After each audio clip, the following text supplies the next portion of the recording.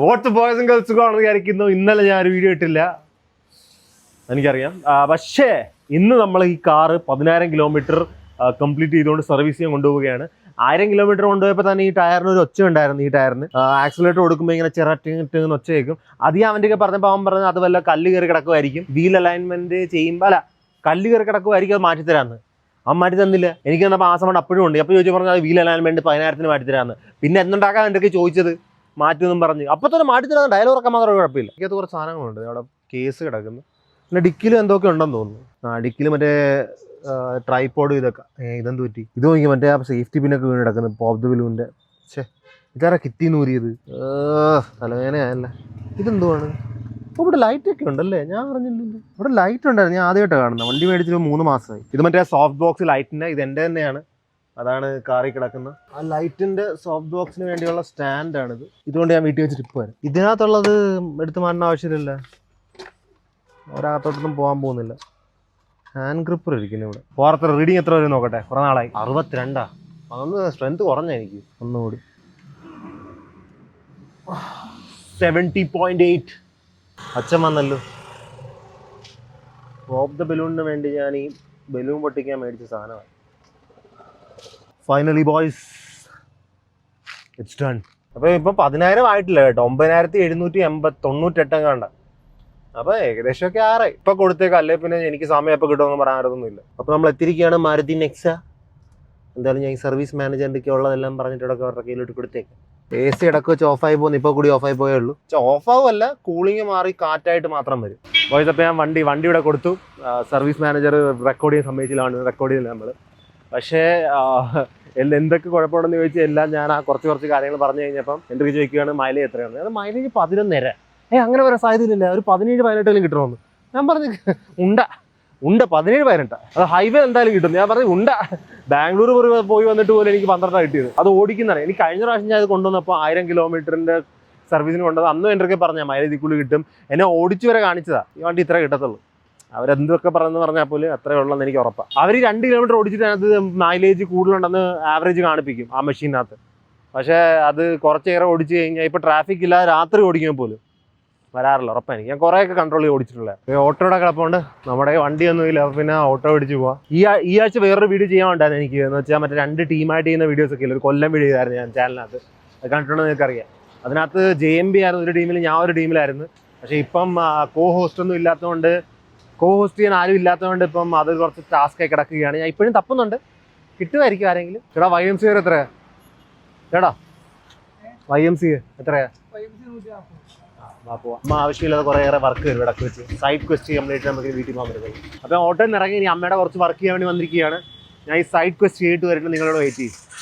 ഇപ്പോൾ വരുന്നല്ലേ പറഞ്ഞാൽ 3-4 മണിക്കൂറായി. അതുകൊണ്ടാണ് ഇപ്പോൾ തിരിച്ച് വീട്ടിലോട്ട് പോകുന്നത്. അമ്മയുടെ ജോലിയൊക്കെ നിഷ്പ്രയാസം പെട്ടെന്ന് തീരും. അതാ. എന്തായാലും ഞാൻ ഈ വരുന്ന ശനിയാഴ്ച വൈകുന്നേരം ബാംഗ്ലൂർ പോകുന്നുണ്ട്. ബാംഗ്ലൂരിൽ പോപ്പ് ദ ബലൂൺ ഹിന്ദി ചെയ്യാനാണ്. അപ്പോൾ ഹിന്ദി ആൾക്കാർ ആരെങ്കിലും മലയാളത്തിൽ എന്തായാലും കാണുന്നില്ല. അത് ഞാൻ എന്തായാലും അവിടെ ചെയ്യുന്നത്. ഞാൻ ജിമ്മിൽ എത്തിയിരിക്കുകയാണ്. പിന്നെയും മസ്ലപ്പ് ചെയ്യാനുള്ള പരിശീലനമാണ്. ഇവിടെ ചിലവന്മാരൊക്കെ പിടിച്ച് വലിക്കുന്നത്. എന്തിനിപ്പം?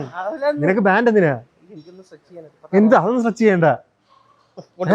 ബൈസ്, അപ്പോൾ പെർപ്പിൾ വെച്ച് നമുക്ക് ചെയ്യാൻ നോക്കാം. ഈ ഞായറാഴ്ച ഹിന്ദിക്കാരെ എവിടെ നിന്ന് തപ്പുമെന്ന് അറിയത്തില്ല. ഞാൻ ഈ വീഡിയോ ചെയ്യാൻ വേണ്ടി കൈ വേന എടുക്കുന്നു. വളരെ പുള്ളപ്പ് ചെയ്ത്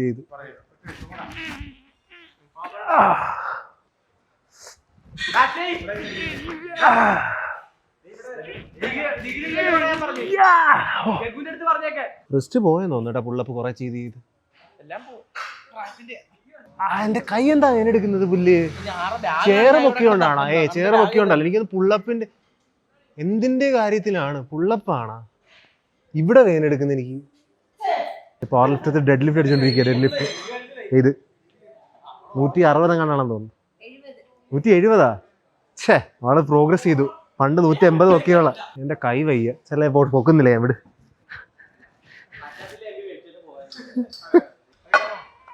വെയിറ്റ്.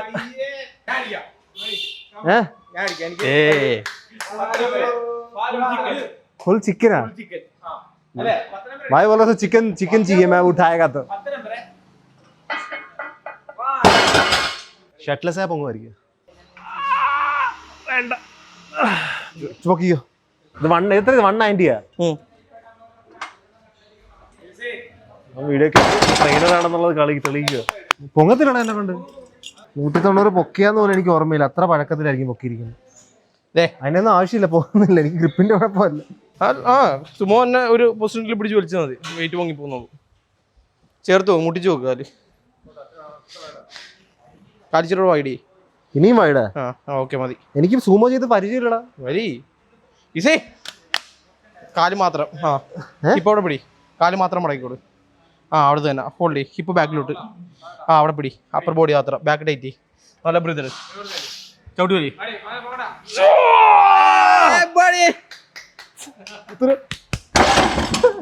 നീ പൊക്കിയതാ ലൈറ്റ് ആയിട്ട്. ലൈറ്റ് സപ്പോർട്ട് അല്ലേ? 200 ആക്കാൻ എന്തിനാ അറിയത്തില്ല. നാഷണൽ ലെവൽ പുള്ളിയാണ്. നിസ്സാരം.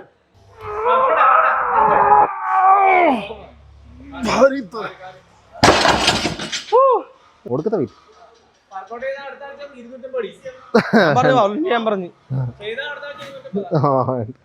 അടുത്ത സീനിയർ ഇറക്കി. പൈസ ഇല്ലാതെ സ്പോട്ടിൽ ഇറങ്ങാറില്ലേ? അല്ലെ ഞാൻ തരേണ്ട വരും. പക്ഷെ തരാനായിട്ട് എന്റെ ഒന്നും ഇല്ലല്ലോ. 190 ഇവന്ന് ചെറുതായിട്ട് തൊട്ടപ്പോ തന്നെ പൊങ്ങി. പക്ഷെ 200 അനങ്ങുന്നില്ല. പയ്യനെ കാണാൻ നടക്കുന്നതല്ല. Junior level national meet 3rd prize ആണെന്ന് തോന്നുന്നു. റിസ്റ്റ് ഷോഗോയാണ് ഞാൻ ലെഗ് ചെയ്യുകയാണ്.